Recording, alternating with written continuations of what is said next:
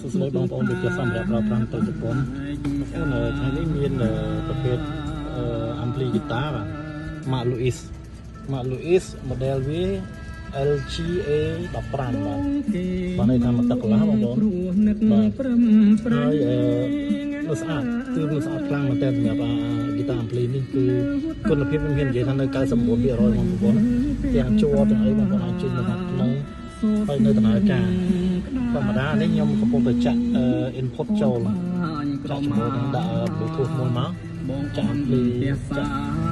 ចម្រៀងស្ដាប់បាទស្អាតបងប្អូនស្អាតដូចថ្មីតែម្ដង99%បងប្អូនគឺយកមកអត់ទាន់បានធ្វើអីទេថតបង្ហោះលក់តែម្ដងបាទ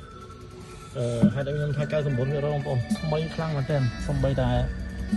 ជើងវានឹងខាងក្រោមនេះអីបងប្អូនណា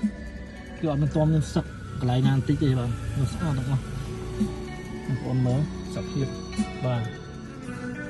បងប្អូនមើលមកជុំបានបាទទឹកជប៉ុនបងប្អូនណាទឹកជប៉ុនបជា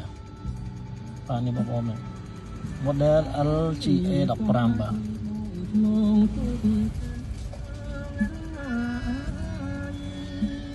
ហើយកម្លាំងវ៉ាត់វាខ្ញុំបងប្អូនណា100 វ៉ុល15 វ៉ាត់សម្រាប់ហ្គីតាសម្រាប់អ្នកលេង cover បទចម្រៀងឬក៏ចាប់ណោតថ្មីណាបងប្អូនអ្នកលេងហ្គីតាគាត់ចេះគាត់ដឹងបាទហើយ volume វានៅហាត់មែននៅតឹង smooth តែម្ដងបាទស្អាតលុយនេះបាទហើយតម្លៃលក់គឺ$75បងប្អូនណានេះនៅស្រុកគេលក់ថ្លៃណាបងប្អូននៅតាម eBay នៅតាមនេះគឺលក់ថ្លៃមែនទេបាទបើលក់$75លុយស្អាតជាងគេអរគុណច្រើន